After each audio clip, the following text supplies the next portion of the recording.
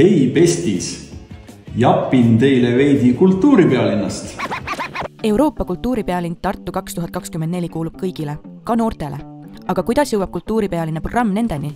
Kes on need inimesed, kes räägiksid noortele kõige siirama entusiasmiga sellest, mis Tartus ja Lõuna-Eestis aastal 2024 toimub? Eks ikka omad ehk Tartu 2024 töötajad, kellest sai TikTokis üllatuslikud staarid. Terve aasta jooksul sai kaasa elada nende seiklustele kultuuripealinna korraldamisel. Tutvustati programmi sündmusi, näidati kultuuripealinna salapärast telgitagust elu. Jagati ka Lõuna-Eesti omapära, murdeid, loodust ja igapäevaelu.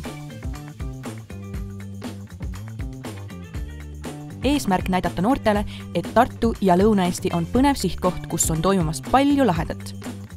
Videotes ei olnud vaid Tartu 2024 digitiim või tegevjuht. Nendesse oli kaasatud kogu Tartu 2024 50-liikmeline tiim. Jah, terve kultuuripealinna tiim, keda oodati pikki silmi tagasi oma TikToki For You page'ile. Ja tulemused? Strateegia kaasata mõjuisikutena Tartu 2024 töötajad oli pööraselt edukas. Eesmärgid ületati kahekordselt.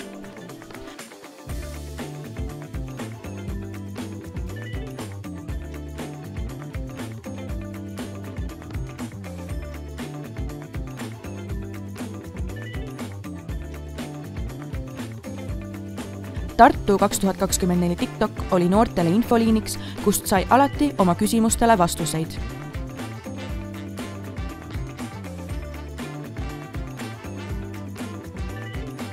Samas oli see ka kui külaliste raamat, kuhu märgiti oma osalus ja jagati oma tähelepanekuid sündmustelt.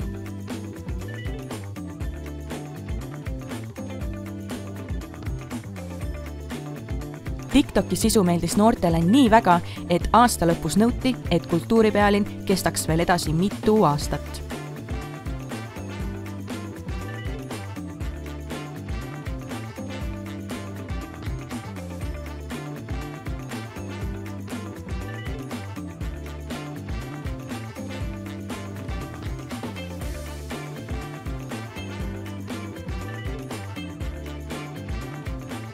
Ja mida on öelda Tartu 2024 sihtasutuse juhil selle kõige peale?